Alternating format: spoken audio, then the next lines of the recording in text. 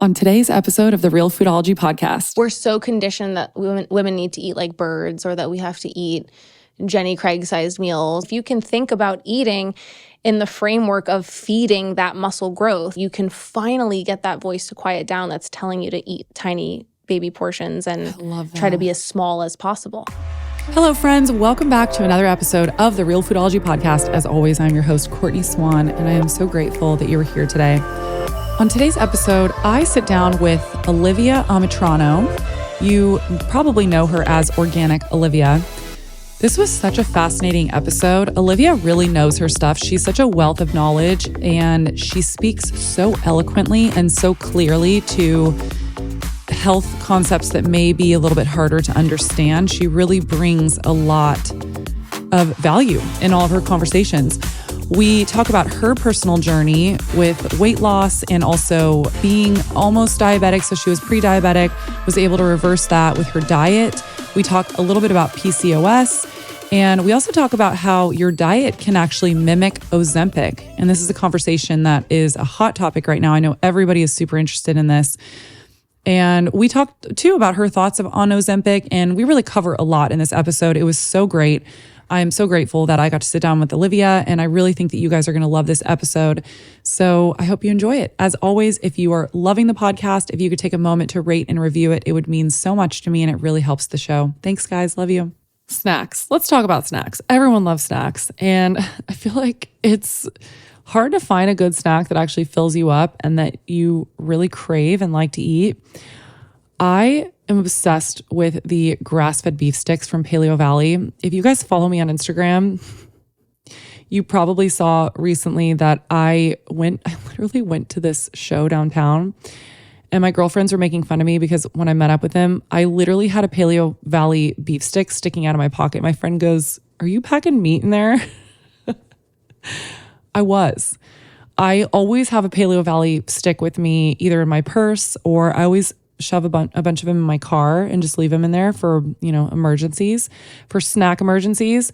I'm always bringing them places, on hikes, you name it. I always have them on me because they're such a great snack. It's a great source of protein. They taste really good. They come from 100% grass-fed beef, and they're really high quality. It's only organic spices in there. You're not going to find any other fillers. And you know what I love so much? Their beef comes from 100% grass-fed cows raised entirely on natural grass pastures by family farmers right here in the US. And they also are committed to supporting regenerative farms, which is really important. If you guys are not into beef, if beef is not really your thing, they also have pasture-raised turkey sticks, and they also have pasture-raised pork sticks. So they have a variety of different flavors and all different kinds of meats to serve your meat desires. And if you guys go to paleovalley.com/realfoodology, you're going to save 20%. Make sure you go to paleovalley.com/realfoodology. You're going to save some money. Also, check out everything else they have on that website. They have superfood bars. They have organic super greens. They also have bone broth protein. They have grass-fed whey protein. They have essential electrolytes. They also have a superfood golden milk, which is going to be really good going into fall. So make sure you guys check it out. Use the code Realfoodology, and you're going to save some money. Did you know that women can only get pregnant around a 6-day window? I grew up thinking that women could get pregnant any day of the month. And I know so many women that got on the pill because they thought that they could get pregnant any day of the month. This is simply not true. And I personally didn't want to put synthetic hormones in my body, which is why I use something called Natural Cycles.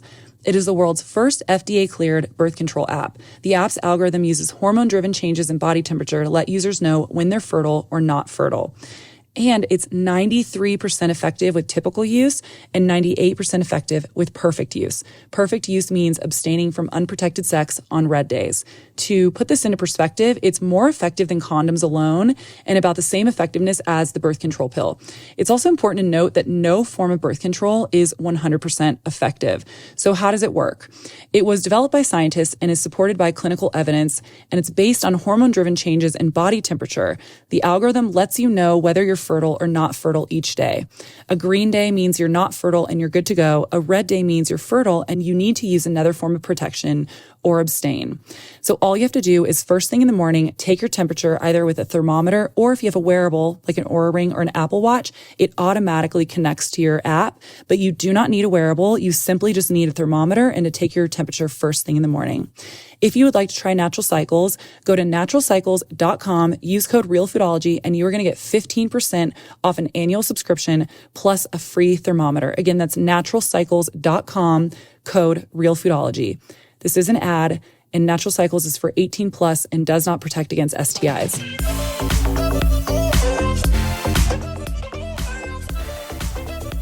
Olivia, I'm so excited to have you on today. Yay. It's such an honor. Thank you. Yeah, thank you so much for coming on.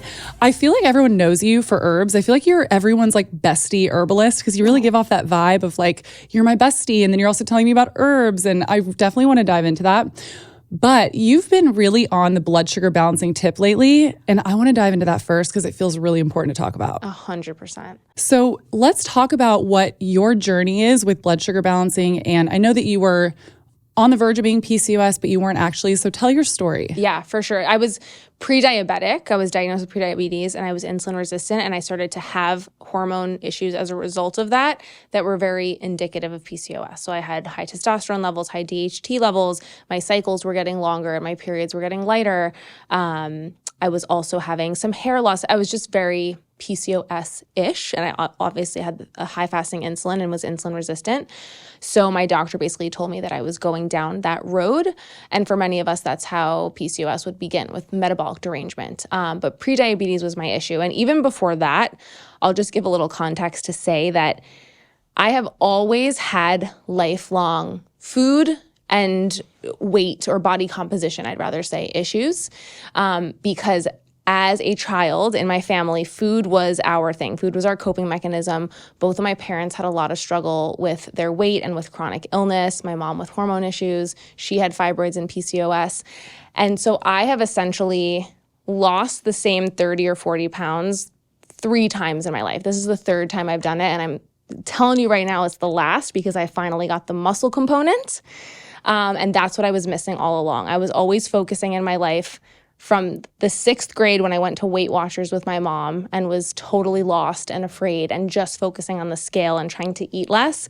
I was always focused on weight loss and getting smaller and losing pounds. And no one ever taught me about body composition, about not being over fat, but being under muscled, as my doctor said, and about the role of muscle, not only in a healthy body weight and healthy hormones, but in preventing health issues for the entire rest of your life. So now I am all about the muscle, and that is how I lost 30-ish pounds this time around and reversed my insulin resistance and hormone issues. So if you want me to kind of talk about how. Okay. Yeah, I was going to say, let's just dive into how. Okay, so the how. So essentially this time around, again, I've always been very yo-yo with my weight. And this time around, I had started my business. Like you said, I'm an herbalist. So I started in like 2013-ish blogging and with my platform and talking about herbs and health and all these things. And as I got more and more stressed out as a young entrepreneur who had no idea what I was doing in the business world and was just trying to make the right decisions and was sitting at a desk all day and was super stressed, I became more and more sedentary and I started to gain weight and have metabolic issues. And so in 2018, I realized, okay, I'm blogging about health, I'm studying herbalism, I'm really good at what I do with herbs, but I'm not necessarily practicing what I preach or in a good place with my metabolic health. And I never really had that term before. I didn't know what metabolic health was. I didn't know what blood sugar balance was. I didn't realize that blood sugar balance and prediabetes related to our cholesterol levels and our lipids and heart disease risk and all of these things. And I started to realize that I was metabolically unhealthy. Even if I was healthy in other ways and knew how to use herbs to help with my digestion and gut health and all the things, I needed to fix my body's digestion and processing of carbohydrates as fuel. That was really my core problem. And so I went to my doctor, got all my labs done. I had high fasting blood sugar, high fasting insulin. I was diagnosed with prediabetes. And the first thing my doctor did was tell me not to eat less. It was the first time in my life that someone didn't tell me to eat less or cut calories, she told me to eat more protein because she knew that if I started my meal with a huge dose of protein, if I ate the steak first, I would be so satiated. My satiation hormones would come online. My brain would get the message from the gut peptide hormones that I was safe, and I would naturally regulate my food intake and have less of an issue with things that I was struggling with, like binge eating and cravings and all of these things that can come from blood sugar dysregulation or even emotional issues and trauma. And so she told me to eat more protein, and she told me to start weight training. I got the protein part, and I started walking, and I started doing Pilates. Again, this is 2018. I started my journey a little bit, and slowly but surely, I got a little bit healthier, right? I started to focus more on the protein on my plate. I was doing my Pilates and my walking. I was seeing some differences in my body and how I felt, but my blood sugar still wasn't coming down.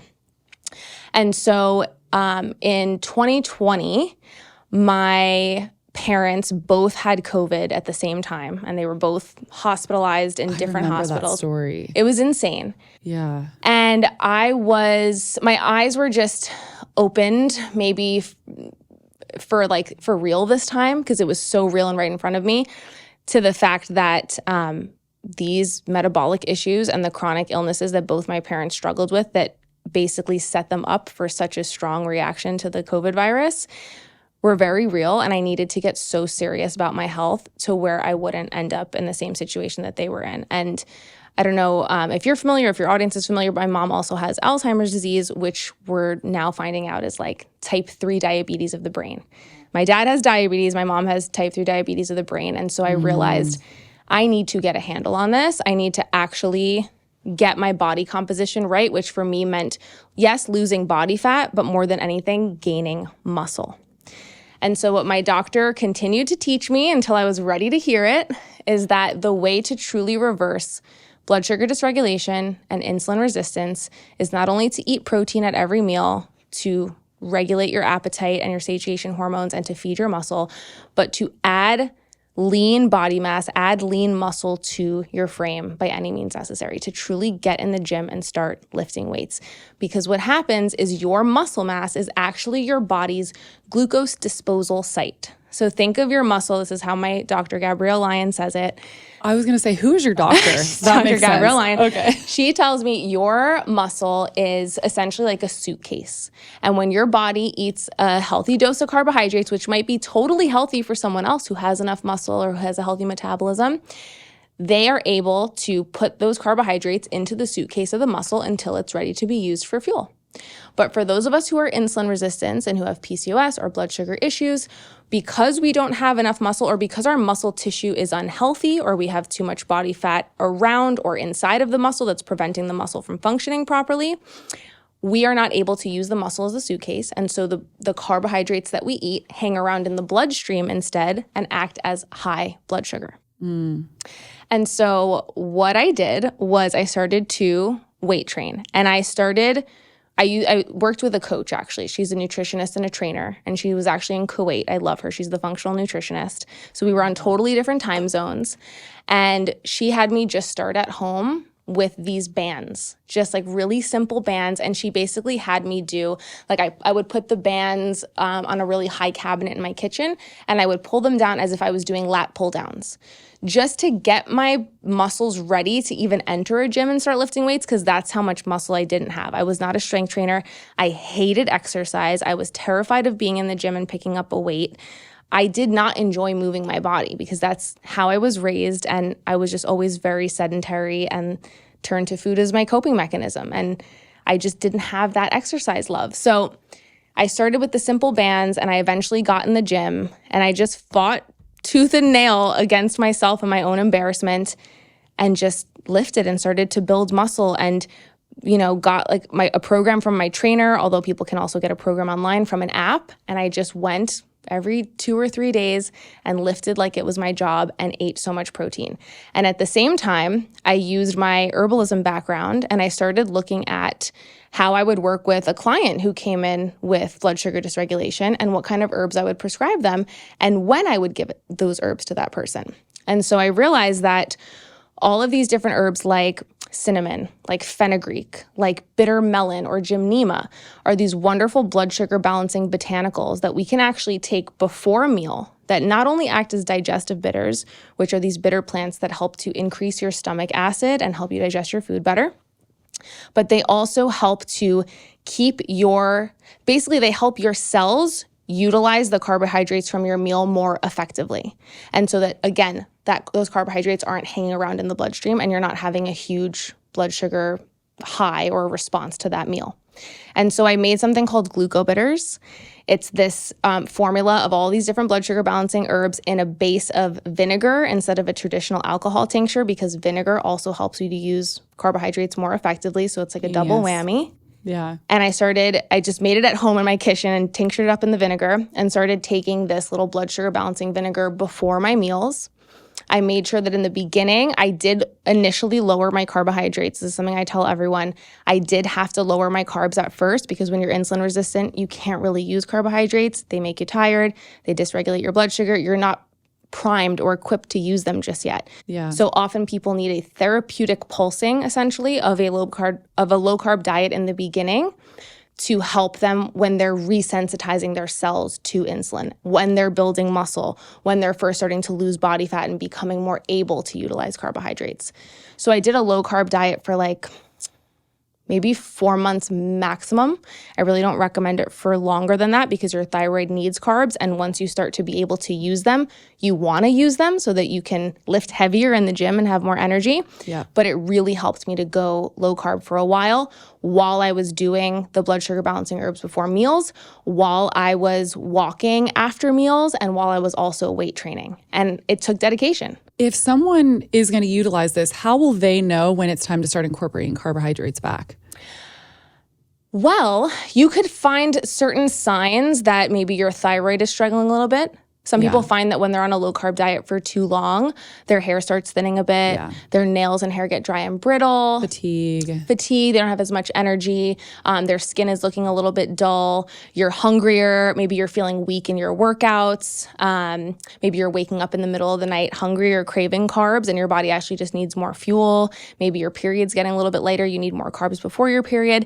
You can just almost intuitively feel when you need a bit more carbs, and you can just start to reintroduce them slowly. So as I started to reintroduce more carbs, I would do 15 grams of carbs before I would go to the gym and train and 15 grams of carbs after I would go to the gym and train. And obviously that's in the context of my meals that also had fiber, fat, and protein. But I would just increase them by 15 grams at a time. And then I'd increase them by 20 grams. And now I eat like 50 grams of carbs before the gym and 40 grams after. I eat a good amount of carbs because I can finally use them for energy. But it took me a while to get there. And the magic wasn't necessarily in the herbs or in my product. It wasn't necessarily in the vinegar or in these little things. It was in building the muscle. That is what I was missing all along. Yeah.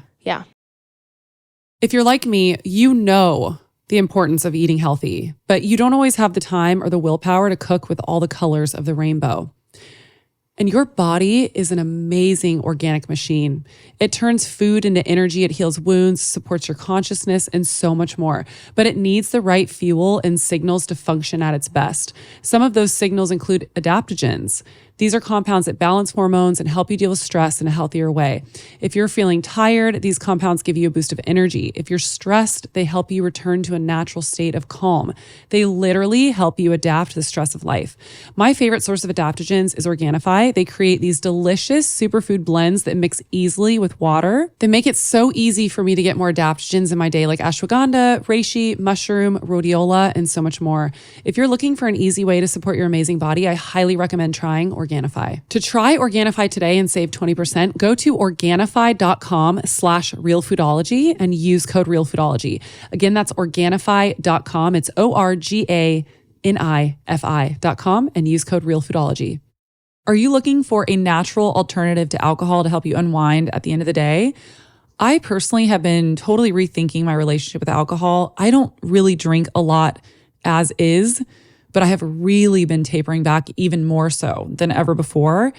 And I do like to have some natural alternatives for the times that I just want to unwind, lay on the couch, have a relaxing night, turn off my brain a little bit. And one way that I do this is by eating Cured Nutrition Serenity Gummies. There's no artificial flavors, sugars, or dyes, and there's a blend of science-backed supporting ingredients like full-spectrum cannabinoids, ashwagandha, reishi mushroom, and L-theanine. I love all of these ingredients, especially L-theanine. It's something that I've been taking for years, and it's also the component in matcha tea that helps to calm down your nervous system. So it really helps with anxiety. Reishi is the king of mushrooms, and it's also really known for its ability to alleviate stress.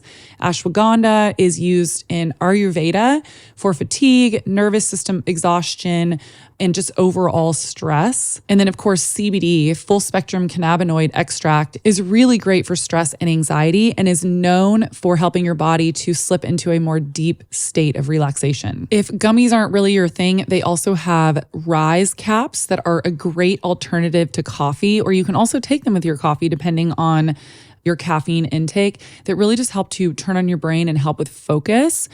And there's also night caps. If you struggle with any sort of insomnia or struggle with falling asleep or staying asleep, the night caps from Cured Nutrition are a great all-natural way to support deep restorative sleep. And of course, while you're on Cured Nutrition's website, if you have a dog, I cannot recommend their dog treats enough. Turkey is so obsessed with these treats that every single time I just open my pantry door, because he knows where they sit at the very base of the shelves in the pantry, he goes straight, he like beelines in there every time he sees me in the pantry, and he just begs for these treats. And I've never seen him beg for treats like this before. Like, he truly is obsessed with these. And they have a little bit of CBD in there. And so they really help him because he's a more anxious dog, and they really help to just calm him down. Cured Nutrition is offering an exclusive 20% off discount just for you, my listeners, when you purchase any of these products I just mentioned. So the Rise or the Nightcaps or the Serenity Gummies, and even, yes, the dog treats. So if you visit curednutrition.com/realfoodology and you use the coupon code realfoodology at checkout, you're going to save 20%. So again, that is cured, CURED, nutrition.com/realfoodology. And the coupon code is also Realfoodology.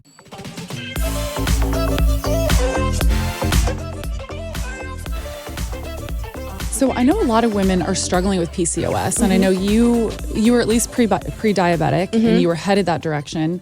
First of all, I'm curious to know why you think so many people are dealing with metabolic dysfunction, PCOS. And then if someone is on that path or maybe already struggling with PCOS, is this something you would recommend that they would do? Would this help them to bring those numbers down and manage better? And oh, I have one more question. Sorry, but you can answer first. Are your numbers back down now? Oh my God. My fasting blood glucose, it was like 110, 115, which is quite high. Maybe it doesn't seem all that high. 110 is like pre-diabetic, but in a functional range, you want to be like 70 to 90 max. Yes. My fasting blood glucose is now 78, down from 115. And my fasting insulin was amazing. like 11, and now it's, 3 or 4. It's unbelievable the way my numbers have changed. My testosterone and DHT are now normal. My cycle is now 28 to 29 days, whereas before it was going 35 days, 40 days sometimes. That's very common for women with PCOS because they're not ovulating at the right time. And, PCOS is interesting. I can't say it's all metabolic, right? There is a bit of a genetic component. We don't know if that's genetic in terms of it's written in stone or if that's epigenetic, meaning your mother or even your father had metabolic issues and that turned on certain genes that made you more susceptible to PCOS. We know that there's certain studies showing that if your mother overate or underate while you were in the womb, either one, you can be more susceptible to PCOS. So there is this sort of familial or genetic component. And then also with PCOS, there is, of course, this metabolic component. And that's the one that we can control. Can't control our genetics, but we can control our metabolism. And the reason why metabolic issues and high blood sugar specifically can contribute to or be a causal factor in PCOS directly is because when your insulin is always high, because your body's always responding to this issue with metabolizing carbohydrates, essentially your ovaries respond by producing more testosterone. And so PCOS is characterized by this increase in testosterone, which throws off your hormones, which can lengthen your cycle, which can also cause all of these issues that women with PCOS deal with, like hirsutism, so facial or chin hair growth and a lack of hair growth on the head or hair loss on the head. And what also happens when your ovaries are producing a ton of testosterone and when you're always having high blood sugar and high insulin levels is that your LH levels, your luteinizing hormone, which is supposed to have a really demarcated specific spike at one point in your cycle, which tells your body to ovulate, because your LH levels are always high as a response to the high blood sugar, your body never sees that there's a spike. And so many women either ovulate too late or don't even ovulate at all. And so then you get anovulatory cycles in PCOS, late or missed periods. And of course, due to the high blood sugar and the metabolic issues, you have weight gain and other issues that we see in PCOS, infertility and things of that nature. Yeah. So it's really the imbalanced blood sugar, the blood sugar highs and lows, the overconsumption, I don't even want to say it's overconsumption of carbohydrates because carbohydrates can exist in a healthy diet. We just all have our own carb tolerance. But it's really also the overconsumption of energy intake, calories in general, including the overconsumption of carbs, that puts us in a surplus mode and that can keep our blood sugar high. Yeah, that's so fascinating. I also think it's important for people to hear this, that just because your markers are showing that you could be going into diabetes, you're pre-diabetic, even if you have been diagnosed with diabetes too, we have been told in the conventional allopathic model that you're just going to be on medications for life. There's nothing you can do. There's no diet or lifestyle intervention. And you're sitting here telling us that you were pre-diabetic and you brought your numbers down simply by weight training and modifying your diet. Type 2 diabetes is reversible. Type 1 diabetes is not. It's an autoimmune disease. You're always going to need to take insulin. But type 2 diabetes is beyond reversible. I mean, and so is pre-diabetes. And preventable, absolutely. Yeah. And I mean, we're seeing now, for example, we're seeing a lot of people take Ozempic and it's treating their type 2 diabetes. You know, I have a friend who's a dietitian in the Bronx and in the inner city area in New York. And a lot of her clients they don't have access to time or resources in order to make the dietary changes or get the trainer that I got or go to the gym and have all this extra time to do what I did. And they're simply not going to make the lifestyle changes that will help to reverse their diabetes. So for those folks, because high blood sugar and type 2 diabetes is so damaging to the body, and because the longer your blood sugar is high, the more your kidneys are at risk of becoming diseased and failing, she's giving them a drug like Ozempic because it is a life-saving drug for them, because it is able to essentially reverse or treat type 2 diabetes. And that is because that's for many reasons. I mean, Ozempic has a lot of metabolic effects that can be mimicked with weight training, higher protein, higher fiber consumption. But it's also that it's helping these folks to have less cravings, better satiety, and to eat less and to actually lower their body weight or their body fat percentage. The problem with Ozempic as a drug is that because it is so suppressive to our appetite, because the GLP-1 satiety hormone that it is mimicking the effect is so strong, a lot of those folks are not eating enough, period, and they're definitely not eating enough protein. So while they're losing weight, and losing weight is actually helping their type 2 diabetes, they're losing half body fat and half muscle mass. And losing your muscle mass is never going to give you long-term results. So those people get off of Ozempic, and then they end up gaining the weight back, if not more, and they end up having more issues with type 2 diabetes. But the thing is, you can mimic that satiety hormone, GLP-1, and help your brain to feel safer and to not want as many carbohydrates or not overeat by doing things like taking blood sugar balancing herbs, things like cinnamon or gymnema or ginseng. All of these herbs have been shown to actually increase levels of GLP-1, which is what's in Ozempic. Berberine too, I think, right? Berberine as well. And just by eating a higher protein and higher fiber diet, you can increase your own endogenous levels of GLP-1 and mimic not only the satiety and appetite effects, but also the metabolic effects that we're seeing that help to physiologically lower blood glucose. So you can do it with diet and with putting on muscle and giving that blood sugar a place to go and becoming metabolically healthier through that muscle tissue because it's more metabolically active. Or you can do it through drugs that are very life-saving for some people. But Unfortunately, through the drug route, people end up losing, again, a lot of their muscle mass, and so it's not sustainable. So it's much better to do it slower. For me, it took a long time. I've been, again, lifting and at this since essentially 2021, because 2020 I was not okay. But I made the changes in 2021, and it's been 3 years now, and I've completely transformed my body. That's incredible, though. I mean, you just said this a couple minutes ago that you feel like this is the last time that you're going to have to go through this and lose this weight. And that is the whole point of this, is that it's not about these quick fix, quick results. You are setting yourself up for a lifestyle change, and you're going to reap the benefits for the rest of your life. This is the only thing that really concerns me about something like Ozempic. Not saying that it can't be applied in certain situations like you just said, but the loss of muscle mass, we're also not educating people on how to actually eat well. And we don't know what happens when they come off of it. Mm-hmm. And then if they don't learn how to build that muscle and to change their diet, do those diet modifications, then they're just going to gain all the weight back and possibly more. So that's the only thing that is concerning to me about that drug. Yeah, it's also with a drug, with any of the semaglutide brand name drugs, right, that are having that similar effect on our gut peptide hormones. There's also this delayed gastric emptying effect that is seen in terms of the mechanism of how it's working. So food is digested a lot slower. It's moving through the intestines at a much slower rate, which means that the carbohydrates that you do eat in your meals are hitting your bloodstream at a much slower rate. So you're not getting the blood sugar spikes nor the inflammation and the damage from the blood sugar spikes. So you end up becoming healthier and less insulin resistant. Yeah. But that's happening a bit too extreme with the drug. We're seeing a lot of people have gastroparesis and gastritis and issues where they're not digesting food properly because it's too slow. But you can also slow gastric emptying and slow the digestion of your food by simply eating more protein and fiber in every meal. And that is my thing. I now eat so much protein. It's like pathological.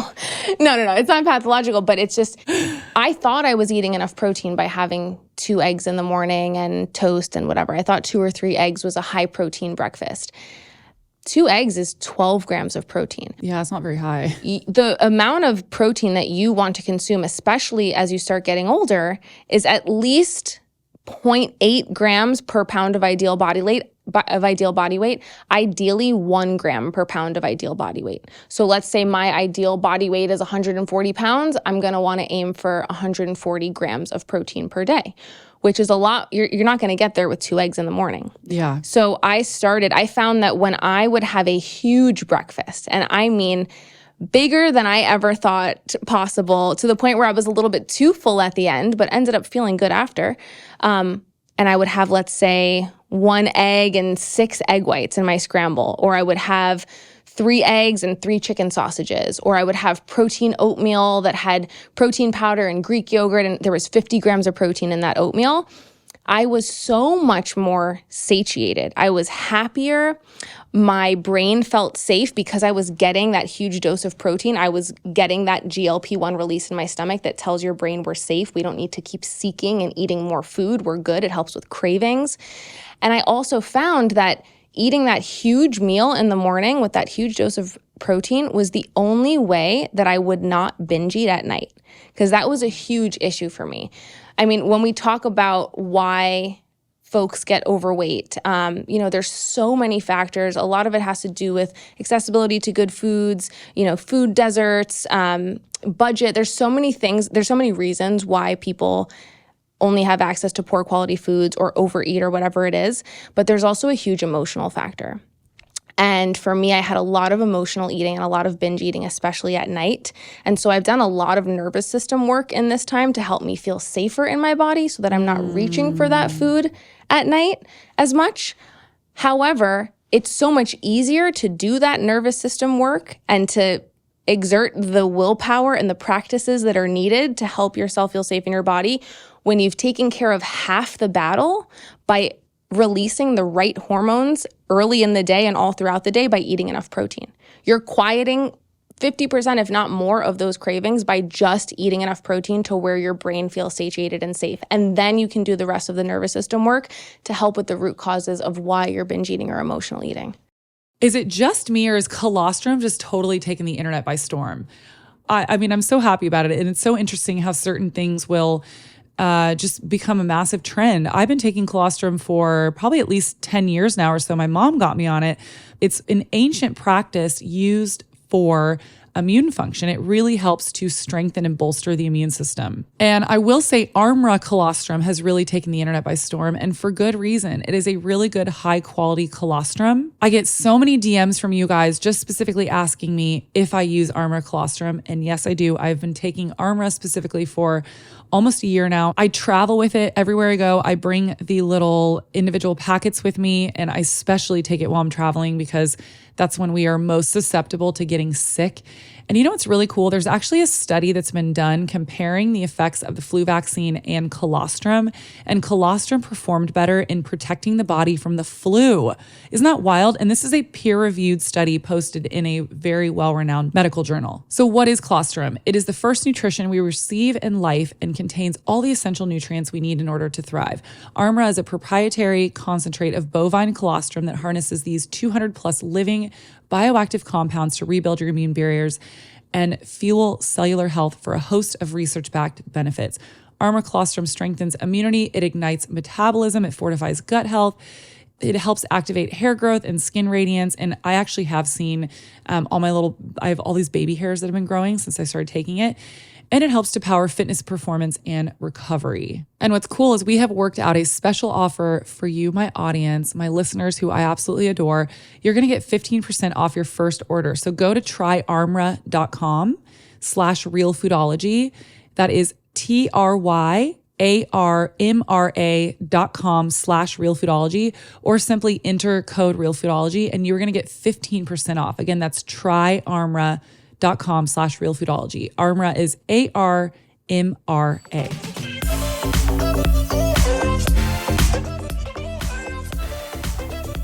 Yeah, that's amazing. Well, I think a lot of times with the binge eating outside of the emotional, because the emotional is a big component of it as well, from my understanding, is eating not enough protein, like you said, not being satisfied enough in between meals and allowing your blood glucose levels to crash so far down that you're just looking for anything to have quick energy. Yep, 100%. If you're having a breakfast that's, the standard American breakfast, you're having cereal with milk, or you're having a breakfast sandwich where there's a nominal amount of protein, a bagel, some pancakes, a cereal bar, a granola bar, like a quick protein snack, a Pop-Tart, any of those things. A muffin. A lot of people have muffins for breakfast. I was a muffin girl. I was too.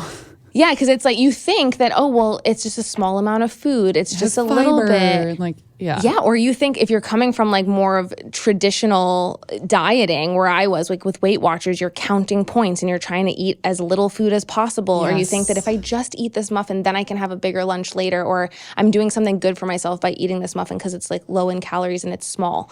But you're actually not, because you're paying for it later, because not only is that muffin going to cause a blood sugar spike, there's no protein or fiber or enough healthy fat to blunt the blood glucose spike that you're going to get from that injection of carbs. Mm-hmm. So you're going to get a blood sugar low. You're going to be on a roller coaster and get a blood sugar low within 1 to 2 hours of eating that muffin. And you're going to be ravenous, and you're going to want a quick source of carbohydrates. You're going to be craving something as sweet as humanly possible because your body wants to survive. So it's going to tell you to reach for an M&M or whatever, a cookie or an iced coffee. That's a big one. A lot of my cravings would come through coffee because my brain knew that an iced caramel latte had a lot of sugar in it. Yeah, and the caffeine. So it's like a double boost. And the caffeine, because your body needs some sort of fuel, it needs some sort of energy boost, and it knows that it can get it through caffeine. So you're going to have these intense cravings, and then you're probably going to make a poor choice at that meal or snack because your body's desperate and you don't have willpower at that point. Yeah. And then you're just going to be on that roller coaster for the whole day. But if you eat a huge breakfast, and I at the beginning, again, I felt overly full. And because I had been so conditioned to be like, if I feel full, then I'm just going to gain more weight. Or if I feel full, then yada, yada, like I'm going to get bigger.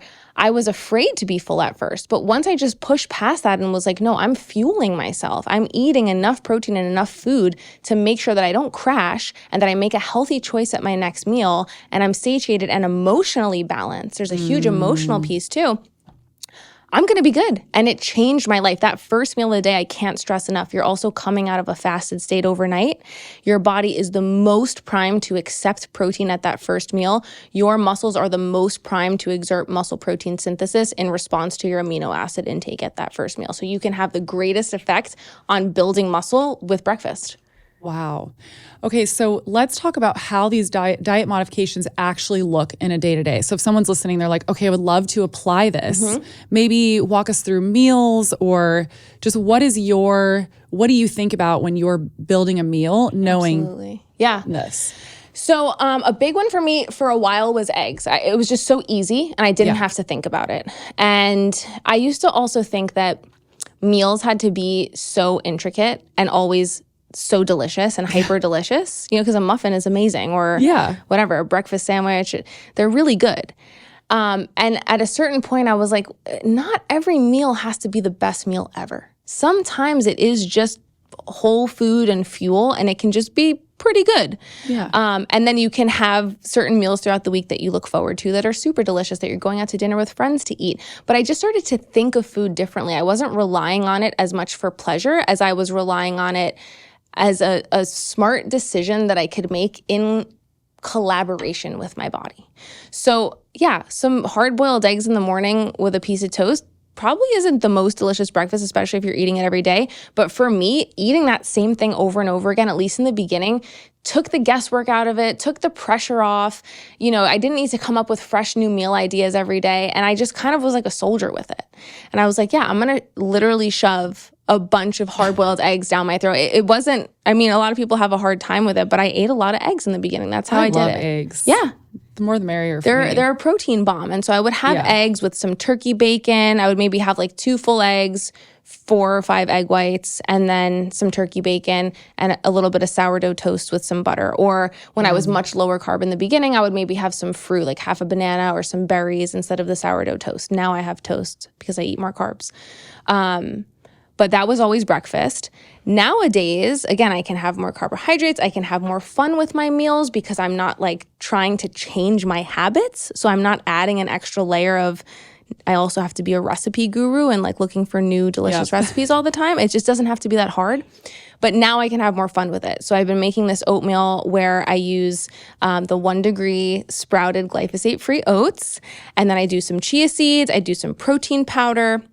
I do Greek yogurt, some almond milk. I do some PB2, powdered peanut butter. There's probably an organic version of that somewhere. There is an organic one. Okay. Yeah. So you can put that in the show notes because I need to buy that. But I just have been doing the powdered peanut butter because it gives a beautiful peanut butter flavor and it's high in protein and pretty low in fat. I do want to say really fast, for the peanuts, the reason why you want it to be organic is because they are one of the crops that's very heavily sprayed with pesticides. Oh, good to know. Notoriously. Okay, so I'm going to get the organic powdered peanut butter. I love that. Yeah. But that'll be my concoction in the morning, and I'll do it as overnight oats, and I'll make enough for 2 servings, pour the almond milk, shake it up with the chia seeds, whatever, put it in the fridge. In the morning, I'll take it out, and I'll just heat it up on the stove because I don't really love cold breakfast or cold oats. So I heat it up, and then I add a ton of blueberries and a little bit of butter.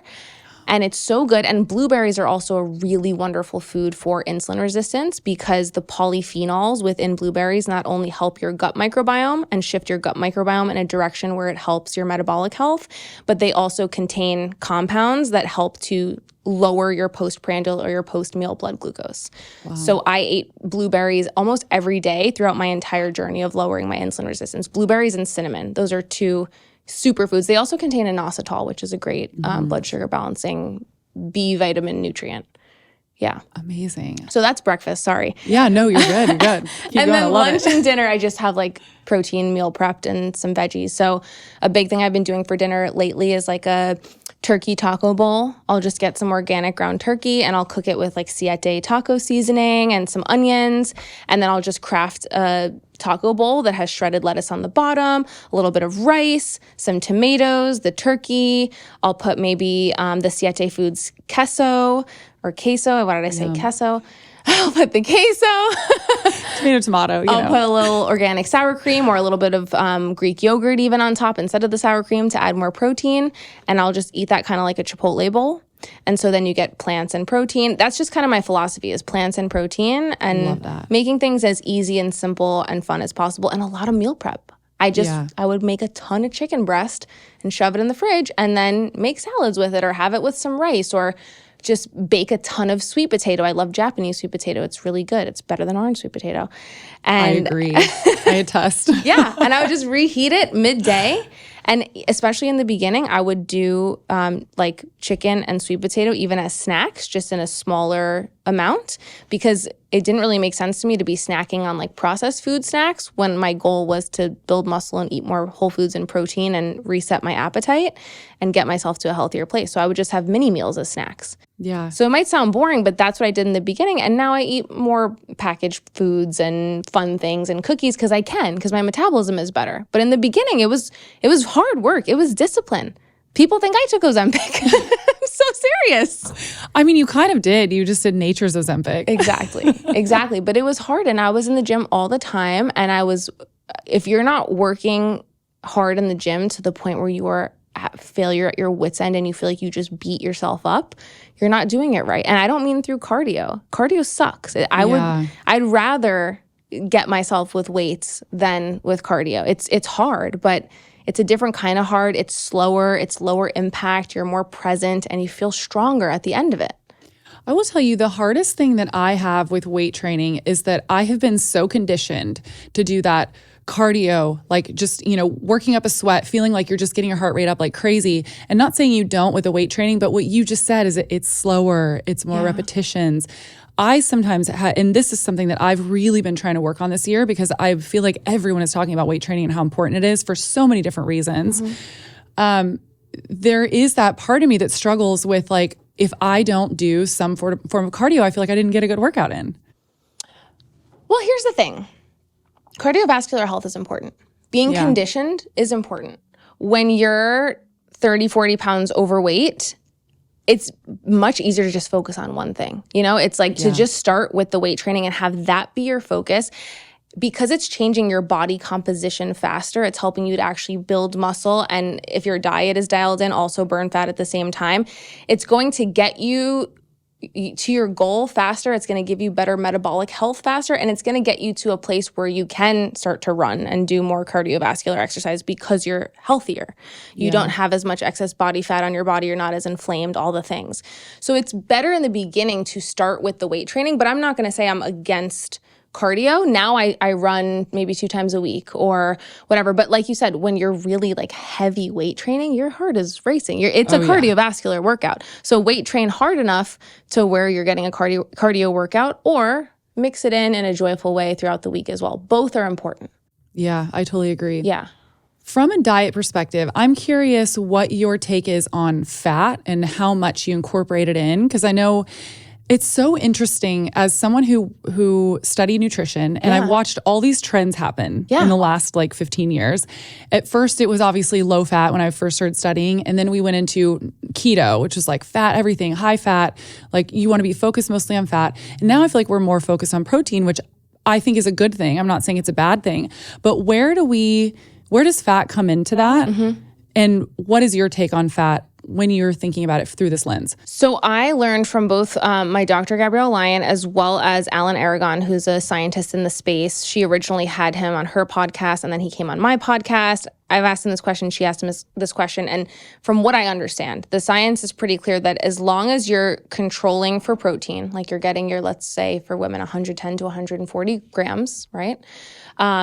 The rest of your caloric intake can pretty much be spent where you want, as long as it falls within your maintenance range, if you want to stay the same weight, if it falls in your deficit range, if you're losing, or if it falls in your surplus range, if you're trying to build muscle, right? Just depends on where you want to be. So you can kind of split your other macros however you like. If you're someone who likes to eat a higher fat, lower carb diet that works for you, you're not having thyroid issues, your hair is not feeling brittle, and your body responds well, and you prefer to add avocado onto your meal instead of adding rice, you go for that. You know, protein is the most important because you always want to control for it because you want to keep your lean muscle mass on your body. That is your most precious currency. You cannot lose that, especially as you age. You want to be mobile.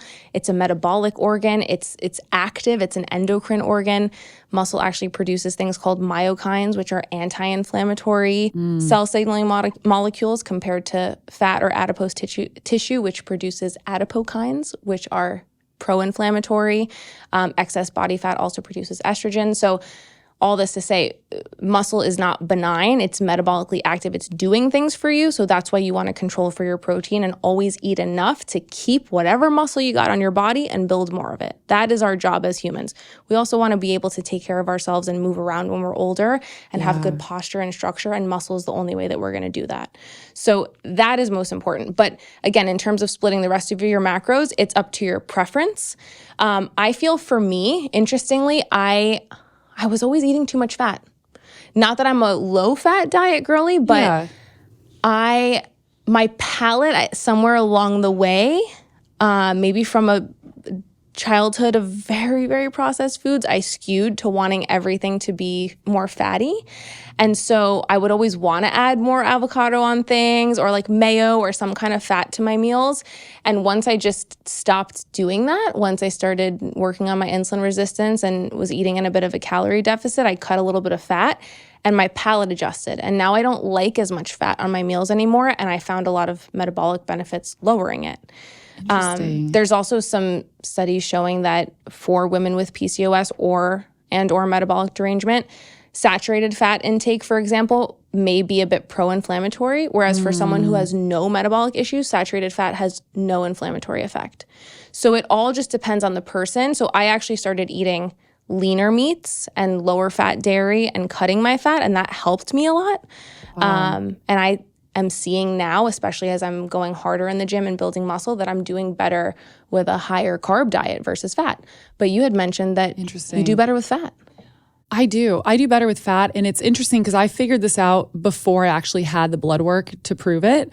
But I actually just got this genetic test done through my doctor, and she was sitting down with me last week going over it, and she goes, wow, you actually do really low on pretty low carbohydrate. According to your blood work, your body loves protein and fat. And I was like, I figured that out somehow on my own. That's the thing. You know it. I can feel that my body wants carbs more than fat, and you can feel that it's amazing. And I'm by no means like low carb or like really low carbohydrate. Obviously, like you said, we need it for energy. And I've noticed, like I tried to go keto once and I was on the floor. I was so fatigued. Women in keto are not friends. We are not friends with keto. No. It just doesn't work for us. Men, great, go for it. Or if you're a menopausal woman, amazing. Yes. But when you're of childbearing years, your body's highly sensitive to signals of famine. And not having carbohydrates and having to bypass our Krebs cycle and not be able to produce ATP from glucose and having to go over to ketones, it's metabolic stress. If you don't have to do that to your body, don't. Yeah, I mean, you're essentially telling your body we're in danger.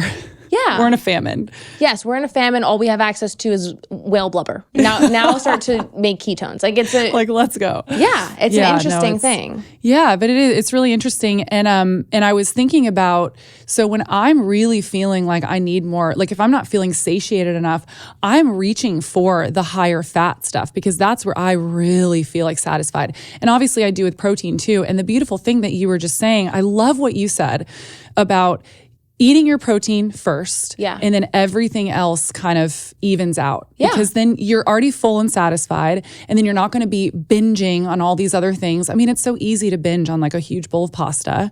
Yeah. So when you're eating, do you try to really eat your protein first before you have your carbs? Like, are you thinking that actively as you're eating, or are you just kind of like, okay, I've got all my protein here, I can still eat my rice whenever? Because I know, like, for example, the Glucose Goddess, she always shows, like, eat a green salad first or eat your protein or fat first and then have your carbohydrates. Are you actually thinking that when you're doing it, when you're eating? Not necessarily. And I think even Glucose Goddess says that you can always eat them all in the same bite. You don't have to necessarily get the order right. It's just kind of having them together and like all in one. Although the veggie starter, obviously there is a benefit to having that first, especially if there's vinegar on it. Yeah. So I would say I do tend to eat a veggie starter first, especially when I'm at a restaurant or if I'm at home kind of making a salad for me and my husband. But when I have steak and rice, it tastes better to eat them in the same bite. Yeah, I agree. Yeah, it doesn't really... I mean, maybe. I also am a meat lover. So I do tend to start going for the meat because I just love it, especially if, like, for example, the other night I was flying from Austin to LA. I was in the Austin airport. It was really late at night. Everything was closed. There was a burger joint open. I was like, all right, I'm going to get a burger without a bun because they didn't have a gluten-free bun. So I got a double patty and I'm going to get some fries because I need some carbs. That is all I have access to right now. Fries are maybe mostly fat because they're fried in seed oils, but I needed some kind of carb. Yeah, I feel that. But I knew that and I love a French fry once in a while, but I knew that if I started with my patties first and ate a good amount of the patties, that I'd be able to really naturally regulate how many fries I needed to just have enough to fuel me. Yeah. And that's how it worked out. So it kind of depends on the meal too. And yeah, sometimes I'll eat the protein first, but it's nice to eat meat and potatoes in one bite. You don't have to be too religious about it. Just get that protein on the plate. Yeah. Oh, this is so good. This is so helpful for people because I think so many are struggling with either binge eating or just feeling like they're not getting satisfied and they don't really know how to apply it in such an easy way like this. So this is just, I think, is so helpful for people. Yeah. You got to eat more than you think you need. We're so conditioned that women need to eat like birds, or that we have to eat Jenny Craig-sized meals, or, I'm not one to go on a trope about diet culture, but I do think that the way in which corporational diet culture got us is wild. You really don't have to eat these small, tiny portions to lose weight or build muscle. In fact, you need to eat to build muscle. And if you can think about eating in the framework of feeding that muscle growth and actually seeing the results from all your hard work in the gym, as well as keeping yourself nourished and satiated, you can finally get that voice to quiet down that's telling you to eat tiny baby portions and try to be as small as possible. And then you free your mind. You free so much space up in your mind because you're not like constantly feeling like you're trying to figure out how to go in between meals without eating, as little as possible. It's just like, it's torture. I feel like almost every woman knows that mentality of, like you were just talking about, the Jenny Craig, okay, I'm gonna have this tiny little muffin. And then, you're looking at the clock and you're like, it's 11 a.m. I probably shouldn't eat lunch yet because then I'm gonna be starving for dinner super early. And like, you're just, it's like this culture of trying to eat jail. It's a mental jail. It is literally a mental jail. And it keeps you in a state of low energy to where you don't have the energy to work out. If you're under eating, and there's also a difference between under eating enough real food and like overeating calorically. Like, obviously, if you're eating 2 Pop-Tarts for breakfast, it's this much food, right? It's like a deck of cards essentially times 2. That's not going to fill you up, but you are going to be overloaded on calories. You probably are going to end up being in a caloric surplus if you're having foods like that are processed and highly calorie dense for a very small volume of food because they're processed foods. So I'm not saying eat more in the sense of like eat way more calories and go crazy. You are not going to change your body composition and lose weight and gain muscle that way. No, I had to actually be in a caloric deficit by just 100 calories or so in my initial fat loss phase when I lost the 30 pounds to reverse my insulin resistance. Yeah.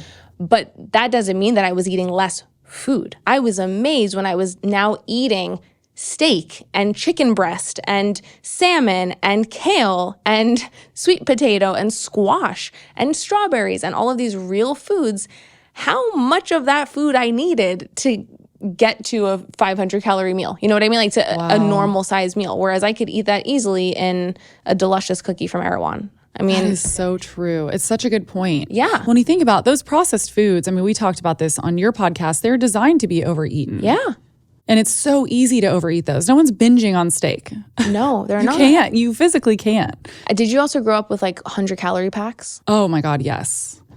And so that's that made me what, so mad. like 3 little Oreo thins? I was going to say my favorite / I thought the worst was they made these little like mini Oreos and there'd be like 12 of them in a bag. Yeah. Yes. Oh my God, I had those all the time. I was like, what? So you think we get deranged, like having grown up with those foods and associating them with, oh, this is what 100 calories look like. I can only eat this small portion of food. If it's a snack, it needs to be 100 calories. Ugh. 100 or 200 calories of steak and potatoes is a good amount. That's a good snack. That's going to keep you filled up. So it's just realizing that your plate's going to be actually way more full when you're eating real whole foods and like specifically protein and plants. You're going to have a lot more food on that plate and you're going to need to kind of train yourself to be okay with eating that much if you want to reach your goals. Yeah. It's a mental thing. It's a conditioned thing. It's a I don't want to get bigger thing.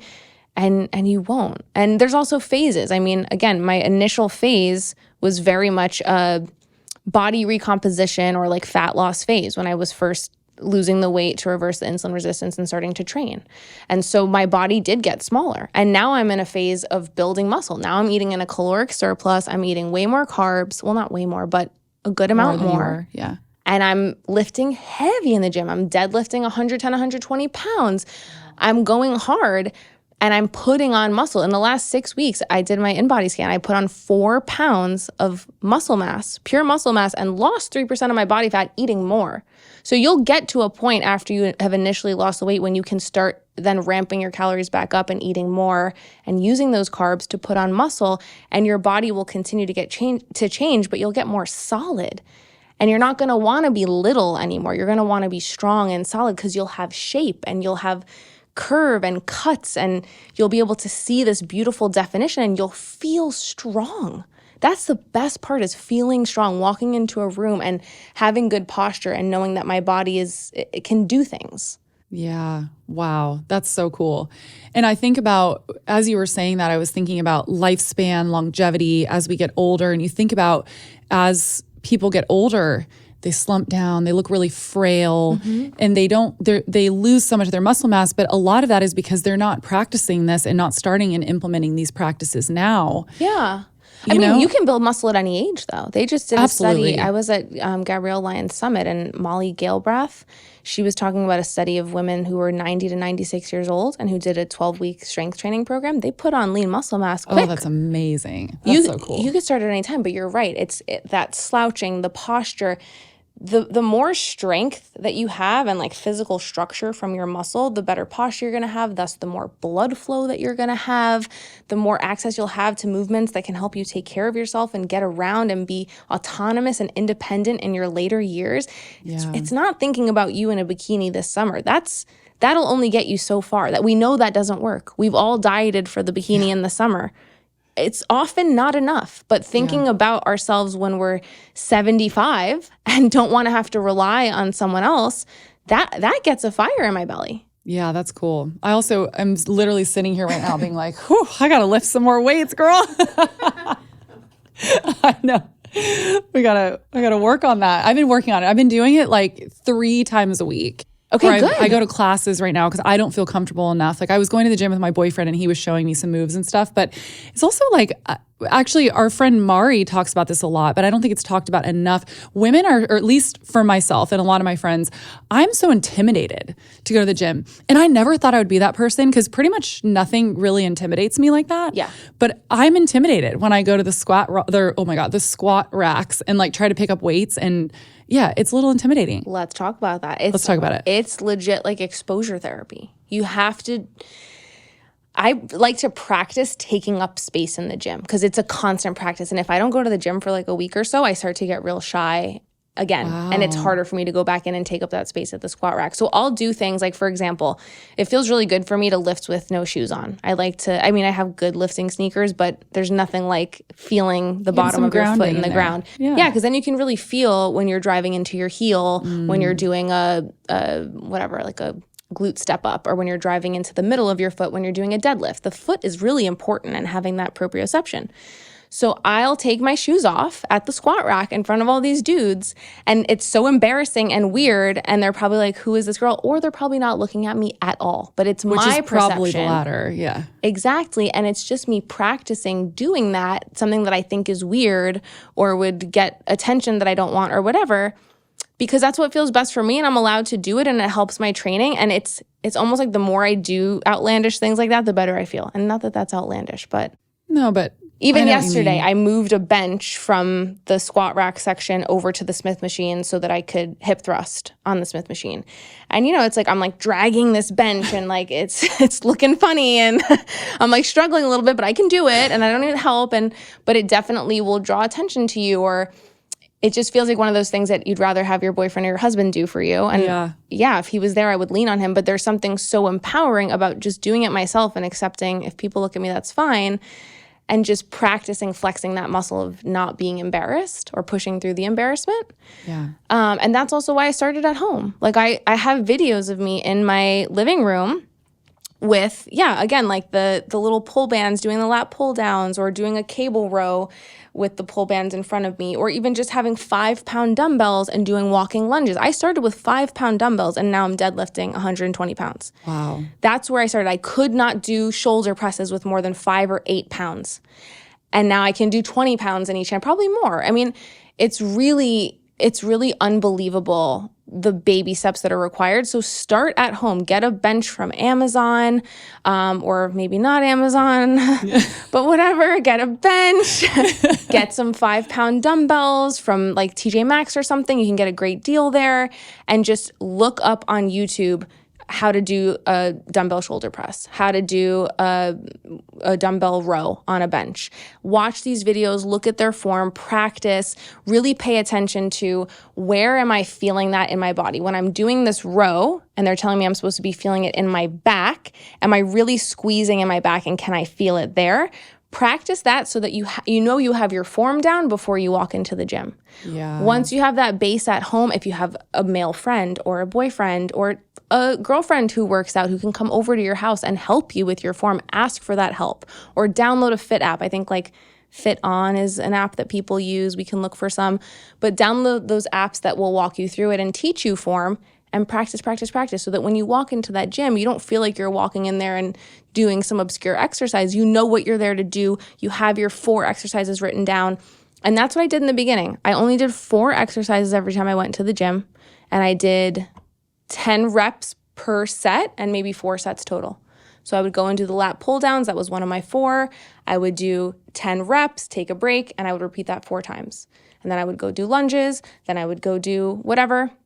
It doesn't have to be more than 4 exercises and you're done, but have your plan before you go in there, execute it. It takes maybe 35, 40 minutes. You don't have to be exhausted every single time, especially in the beginning. Yeah. Well, this is so inspiring. I love that. Especially what you said really spoke to me about just taking up space. Because as women, we need to give ourselves that permission to take up that space. 100%. It's so empowering. Yeah. Mm-hmm. Okay, I want to dive a little bit into herbs before we go, because like I said earlier, you're our bestie herbalist. What are... 10. Okay, so 10. Perfect. Thank you.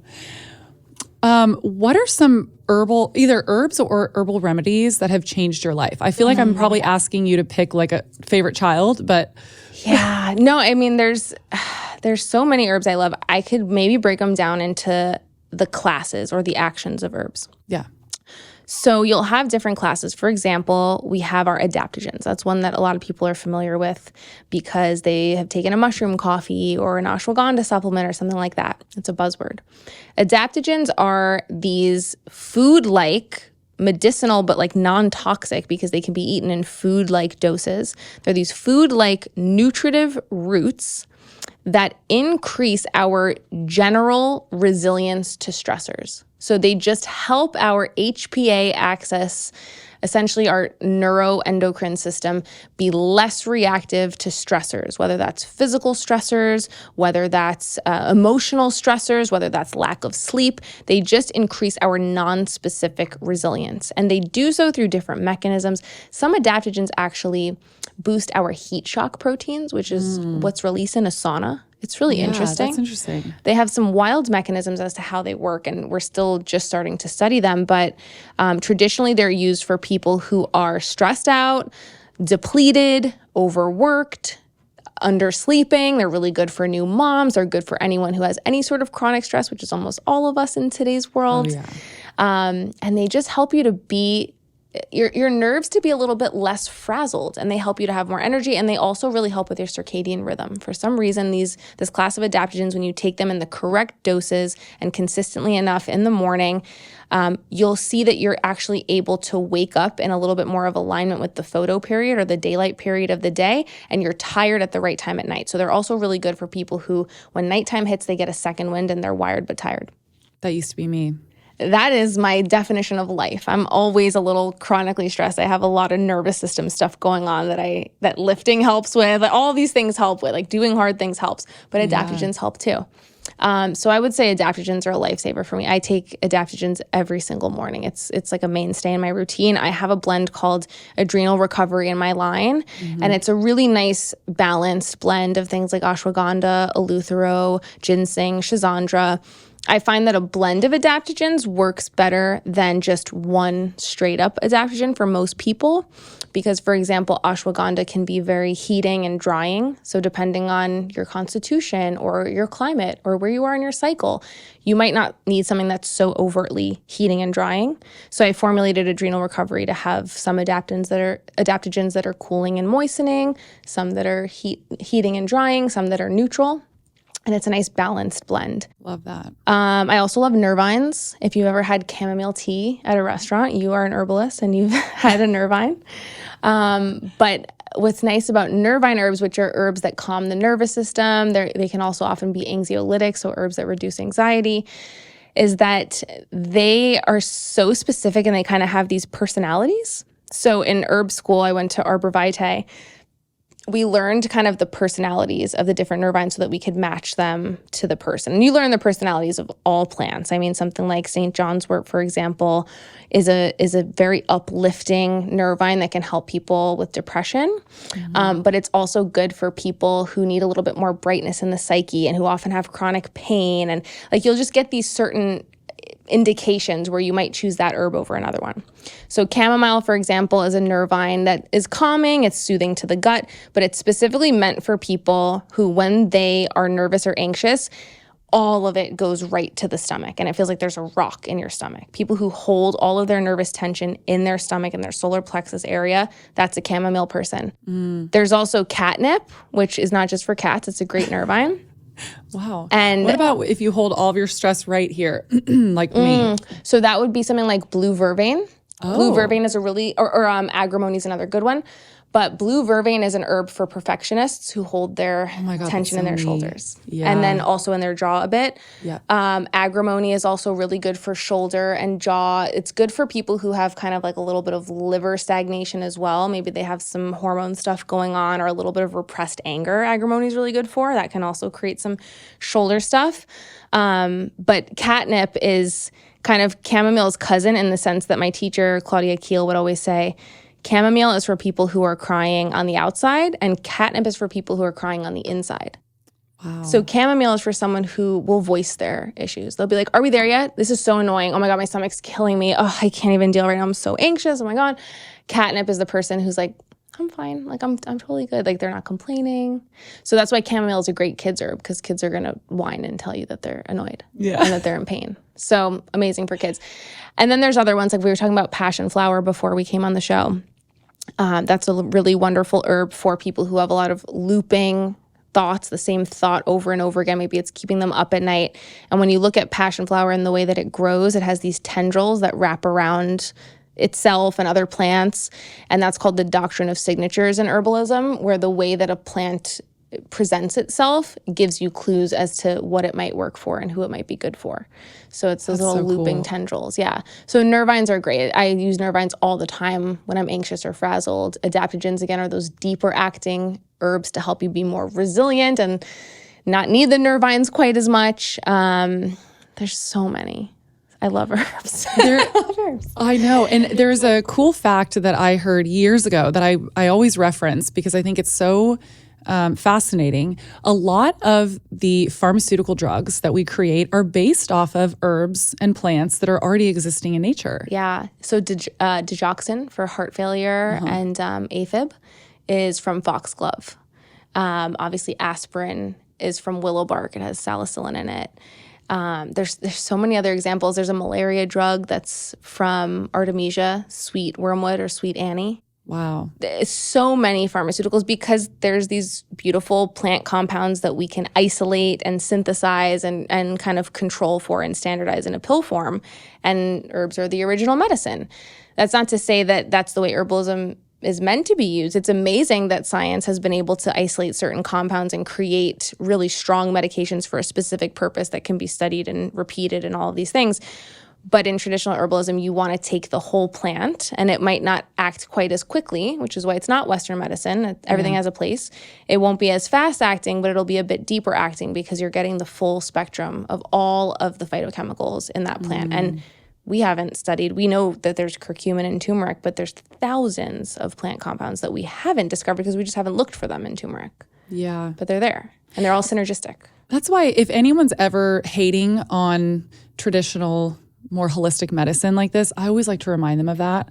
Like, because, there's people I feel like sometimes that are like, oh, the natural way doesn't work. They're just very on the Western medicine track. Yeah. So I'm like, well, we get all these herbs and, plants from the inspiration for that is that. Yeah. And, the natural way might not work, quote unquote, for everything or for everyone. You might need an integrative approach, but also sometimes it's that the natural way, quote unquote, isn't working because maybe they're applying herbs in an allopathic way. They're applying this herb for this issue instead of looking at all of the factors as to why this person has this issue. Is it that they're not sleeping properly? Is it that they have a chronic gut infection? Is it that their immune system is overactivated because they had COVID and now their immune system has never turned back down and they're having all these crazy long COVID symptoms, but you're just treating the symptom with an herb. And of course it's not working. Exactly. Herbalism still has to be root cause medicine for it to be true functional medicine. We can't use it allopathically. Yeah. Which is hard with a supplement company. I mean, obviously, a lot of the things that I make are these gateway herbs to show people what's possible and to act as tools to help make your life easier and better. But when you're working one-on-one with an herbalist, they're going to make custom formulas for you. They're going to make things that go a lot deeper. They're going to ask you every single question about every bit of your history in your life and what led you to this moment and this diagnosis and these symptoms to help support you on a really deep level. So there's levels to it, Yeah, I love that, which is why bio-individuality is so important. Yeah, for sure. So in the essence of time, I want to ask you a question that I ask all my guests at the very end. It's a personal one, actually, and I'm so curious to know what your answer is. What are your personal health and non-negotiables? Things that no matter how crazy busy your day is, that you prioritize for your health? Well, that's a great question. I always take a bath every day. I think baths are really important. For me, they turn down my nervous system a lot. They really help me with water retention and also detoxification because I use Epsom salts, magnesium sulfate. And they help me with recovery. So that's a big one. Another thing is that I do a castor oil pack religiously at least once a week. I think that's one of my favorite health tools in the world, even more than taking supplements. I like castor oil packs. Wow. I mean, obviously we're getting vitamin E that way, but there's also this lymphatic element. It's the absorption of the castor oil directly over your liver, over your stomach. It really helps to move that gut-associated lymph tissue, helps with constipation, helps with liver detoxification, moves your whole lymph system. Lymphatic health is big for me. I have a sluggish lymphatic system, so I have to do things like walk every day and do a castor oil pack once a week. And maybe that's my other one is walk. I walk my dog 3 miles every morning, no matter what. I love that. Not in California, but I miss him. Even in the dead of winter in New York? Oh my God, yeah. Oh, I'm out there. I love that. I'm out there, no matter what. We got the boots on. We're going. He loves the snow. He's obsessed. Oh, that's me when I'm in Telluride. Everyone's like, you're going on a hike right now? I'm like, yeah. Outside every day. Non-negotiable. I have to get outside. Even in the rain, I'll walk. I mean, as long as it's not pouring. But I'll put my rain jacket on. I'll put his little thing on. You have to. I think it's so important to be outside every day. We're not supposed to be indoors the way that we are. Yeah, absolutely. I love that. Yeah. Well, please let everyone know where they can find you, where they can find your herbs. Absolutely. So you can find, I'm like going through a little identity crisis on Instagram, so I'm not posting quite as much as I once did. I want to move to the woods and become an artist and run away. So that's where I'm at. But my Instagram is Organic_Olivia. But more importantly, where we are posting all of our educational information and everything about herbalism is at Shop Organic Olivia on Instagram. That's my brand Instagram. You can see my website there, all of my educational blog posts. My podcast is What's the Juice podcast. Courtney was just on it. We just did a swap. And then my website is organicolivia.com. That's where you can find my full apothecary, all my different formulas. I have something for everybody: digestion, anxiety, gut health, thyroid health. We're launching a PCOS 2-part formula as well that provides some further support while you're weightlifting and doing all the things to help balance out your testosterone and your hormones, and to also help with fertility for those with PCOS. I love it. That's going to help so many people. Thank you so much. Thank you. Thank you so much for listening to this week's episode of the Realfoodology podcast. If you liked the episode, please leave a review in your podcast app to let me know. This is a Resonant Media production produced by Drake Peterson and edited by Mike Fry. The theme song is called Heaven by the amazing singer Georgie. Georgie is spelled with a J. For more amazing podcasts produced by my team, go to resonantmediagroup.com. I love you guys so much. See you next week. The content of this show is for educational and informational purposes only. It is not a substitute for individual medical and mental health advice and doesn't constitute a provider-patient relationship. I am a nutritionist, but I am not your nutritionist. As always, talk to your doctor or your health team first.